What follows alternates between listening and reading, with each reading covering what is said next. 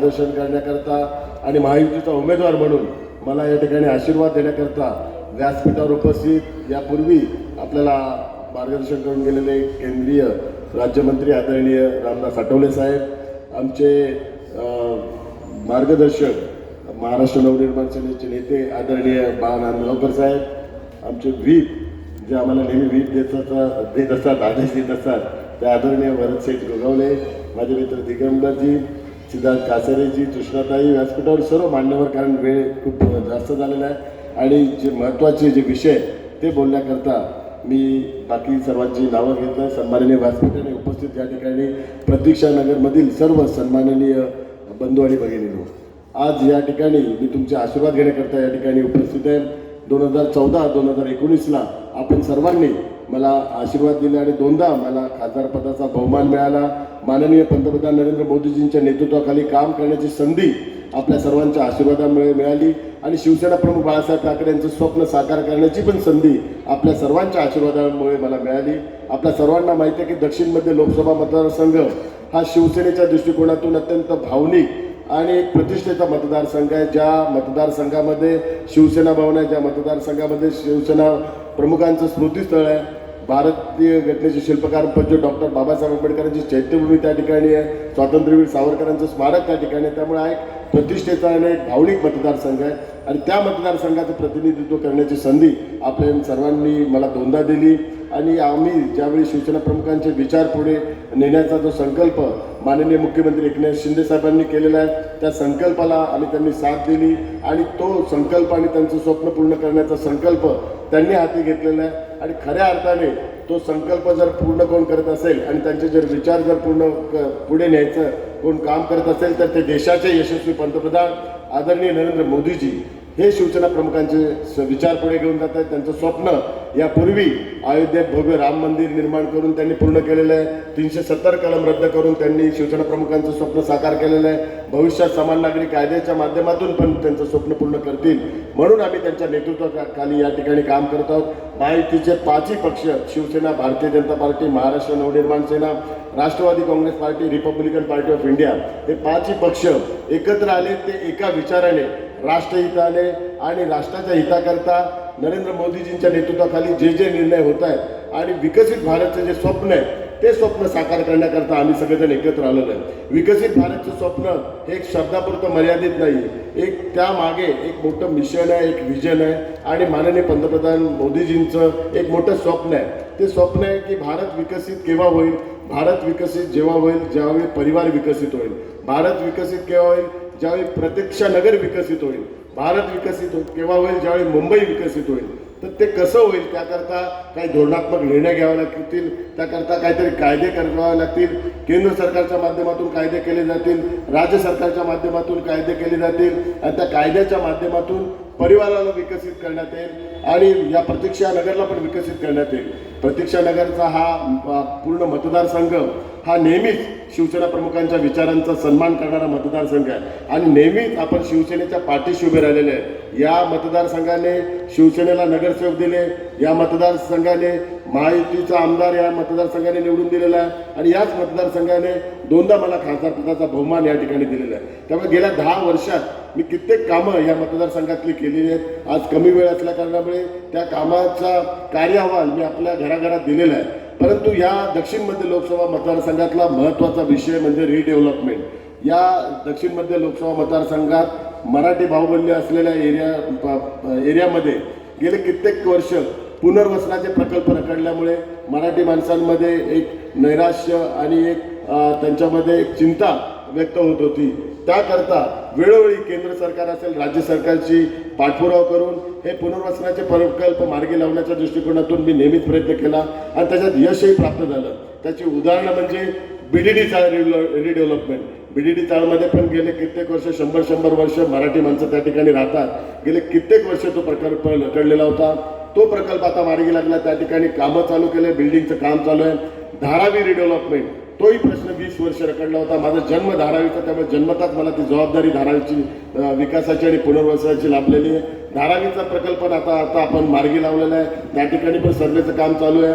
सायन कोळ्यातील पंजाबी कॉलनीचं जे रिडेव्हलपमेंट आहे तो पण रखडला होता, तो पण आता म्हाडाच्या माध्यमातून करतोय. चेंबूरचं बॅरेक्स असेल, चेंबूरचं MS बिल्डिंग असेल, SRAचे कित्येक प्रकल्प जे रखडलेले आहेत ते आपण मार्गी लावले आहेत. म्हाडाच्या 388 वसाहतींचा पुनर्वसनाचा प्रकल्प मार्गी लावला, त्याचा GR आपण काढलेला आहे. मोडकळीस आलेल्या इमारती ज्या पगडी सिस्टीमच्या आहेत, ज्या मालकाने भाडेकरूमुळे त्याचा पुनर्वसन रखडलेला तो पण मार्ग काढलेला. राष्ट्रपतीचा एक वटहुकूमच्या माध्यमातून भाडेकरूंना न्याय त्यांना द्यायचं आणि 51% भाडेकरूंना रिडेव्हलपमेंटचा पूर्ण अधिकार द्यायचा कायदाच आपण आणला आणि केंद्र सरकारने त्याची घोषणा केली. आता झाला प्रतीक्षानगरमधला महत्त्वाचा विषय म्हणजे DPच्या बाबतीत आणि जे 180 स्क्वेअर फीटची जे आपले घर आहे आणि 225 स्क्वेअर फीटची जी घर आहे, साधारण 180 वाले 1 ते 67 बिल्डिंग आहेत आणि 225 स्क्वेअर फीटच्या 20 इमारती आहेत. आपल्या सर्वांना माहिती आहे की गेल्या 10 वर्षात मी विविध पार्लमेंट कमिटींना रिप्रेझेंट केलं. त्यातलं महत्त्वाची कमी होती urban development committee. Urban development कमिटीने एक कायद्या आणि लोकांच्या ज्या इमारती आहेत त्या संदर्भात नियम कायदे बनवले. त्यात महत्त्वाचा नियम हा एक बनवला, जसा राईट टू एज्युकेशनचा अधिकार आहे तसा राईट टू लिव्हिंग राहण्याचा अधिकार, तो राहण्याचा अधिकारचा एक कायदा केंद्र सरकारने माननीय पंतप्रधान मोदीजींच्या नेतृत्वाखाली केला. तो कायदा म्हणजे कमीत कमी 300 स्क्वेअर फीट हे प्रत्येकाला राहण्याचा अधिकार असावा, हा आता कायदाच झालेला आहे. आणि तो कायदा आम्ही आता राज्य सरकारकडे पाठवलेला आहे. राज्य सरकारच्या हाऊसिंग कमिटी असेल, अर्बन डेव्हलपमेंट कमिटीची माननीय मुख्यमंत्र्यांच्या आदेशानुसार एक कमिटी बनवली आणि ती कमिटी नवीन रिडेव्हलपमेंटची पॉलिसी आणि प्रोजेक्ट हा आता लवकरात लवकर अनाऊन्स करणार आहेत.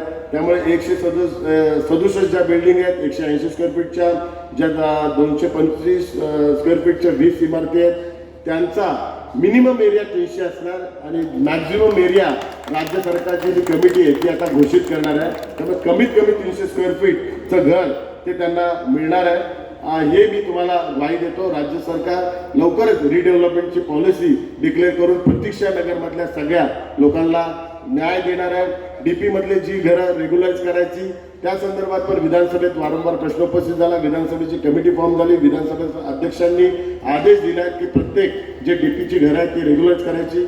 माननीय मुख्यमंत्र्यांनी पण आपल्याला शब्द दिला आणि येणाऱ्या 1-2 महिन्याच्या कालावधीत DP वाले पण घरं रेग्युलाइज करून, कारण काही ठिकाणी आपली मराठी माणसं आहेत त्यांच्या नावाने मालकी हक्काच्या संदर्भातला निर्णय लवकरात लवकर घोषित होईल आणि जे रिडेव्हलपमेंट होईल ते रिडेव्हलपमेंट महाराष्ट्र शासनच करणार आहे, म्हाडाच्या माध्यमातून करणार आहे. कारण जसं BDD चालचा फॉर्म्युला आहे तसाच फॉर्म्युला या ठिकाणी आपण राबवणार आहे. इन्व्हेस्टमेंट करण्याकरता आता MMRD असेल, MIDC असेल, मुंबई महानगरपालिकेला पण आता इन्व्हेस्टमेंट करायचा आदेश आम्ही आता दिलेला आहे. मुंबई महानगरपालिका MMRD ह्या ठिकाणी पैसे गुंतवणार. तुमची जी 300 स्क्वेअर फीटपेक्षा जास्त जी घरं आहेत, जे स्क्वेअर फीट आता नक्की होणार आहे, कमीत कमी जे 300 स्क्वेअर फीट आपण ती सर्व घरं टेंडर काढून LNTच्या माध्यमातून ती घरं पूर्ण करून नवीन घरं आता तुम्हाला देण्याचा योजना आम्ही लवकरात लवकर घोषित करतोय. त्यामुळे तुमच्या भविष्याच्या दृष्टिकोनातून एक चांगल्या स्क्वेअर फीटची आपल्याला घरं मिळेल. पंचशीलच्या बाबतीत पण कित्येक दिवस या ठिकाणी प्रश्न रखडला होता. पंचशीलच्या लोकांना एक त्यांच्या मनात एक भीती होती की या ठिकाणाहून त्यांना दुसऱ्या ठिकाणी पुनर्वसन केलं जाईल किंवा दुसऱ्या ठिकाणी शिफ्ट केलं जाईल. पण माननीय आमदार प्रसाद लाड साहेबांनी हा विषय पाठपुरावा करून मार्गी लावला. मी पण त्यांना संपूर्ण सहकार्य केलं. पंचशीलच्या सर्व रहिवाशांचं पुनर्वसन पंचशीलच्या जागी होणार हा एक निर्णय आता राज्य सरकारने घेतलेला आहे. त्यामुळे गृहनिर्माण धोरण आणि रिडेव्हलपमेंट धोरण हे अत्यंत या संपूर्ण आपल्या मतदारसंघाचं महत्त्वाचं आहे. प्रतीक्षानगरच्या इतर ज्या इमारती आहेत त्या सर्व इमारतींवर रूफटॉप सोलर प्लॅन आम्ही लावून देणार आहे. फ्री ऑफ कॉस्टमध्ये केंद्र सरकारच्या योजनेच्या माध्यमातून त्या रूफटॉप सोलरमुळे सर्व वीज BST सोलरची वीज विकत घेईल आणि BSTच्या माध्यमातून जे तुम्हाला इलेक्ट्रिसिटीचं बिल येईल ते 0 बिल करण्याचा योजना माननीय पंतप्रधानांनी जी घोषणा केली ती योजना संपूर्ण प्रतीक्षानगरमध्ये आम्ही राबवणार आहे. जेणेकरून तुमचा मेंटेनन्सचा खर्च कमी होईल. जे 500 स्क्वेअर फीटची घरं आहेत त्यांना तर प्रॉपर्टी टॅक्स लागत नाहीये. पाण्याच्या बाबतीत पण एक आमचा विचार चालू आहे. भविष्यात 0 मेंटेनन्स कसं होईल असा प्रतीक्षानगर करता एक नवीन मॉडेल आपण लवकरात लवकर आणणार आहे. कारण आपल्याला माहिती आहे की धारावी पुनर्वसन प्रकल्पात जेवढी घरं आहेत त्यांना 0 मेंटेनन्स घोषित केलेलं आहे. त्या ठिकाणी 0 मेंटेनन्स कोणाला भरायला लागणार नाही.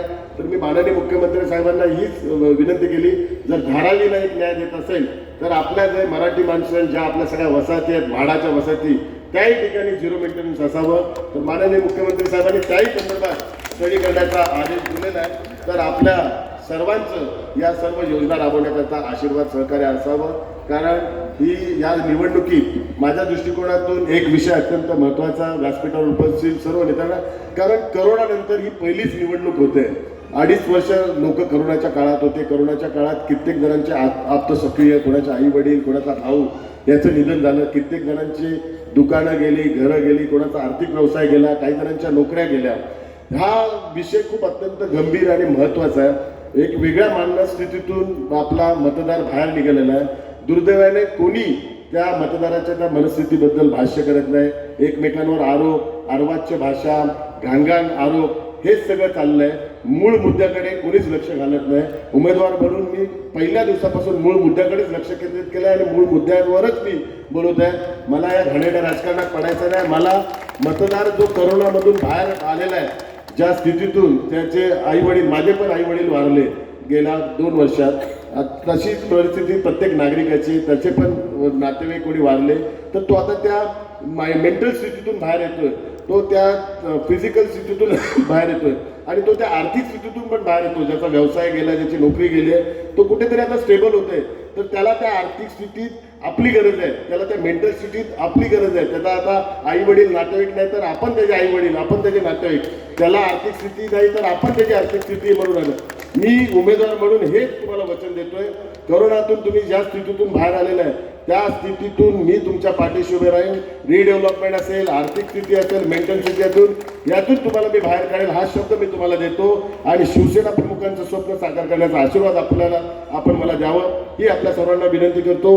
मी नेहमी परमपूज्य डॉक्टर बाबासाहेब आंबेडकर, शिवसेना प्रमुख बाळासाहेब ठाकरे यांच्या विचारांचा आदर्श तेवढंच काम केलेलं आहे. म्हणून या मतदारसंघात आपण माझ्या पाठीशी उभे राहिला, तसं भविष्याचं उभं राहा. धन्यवाद. जय हिंद, जय महाराष्ट्र, जय भीम.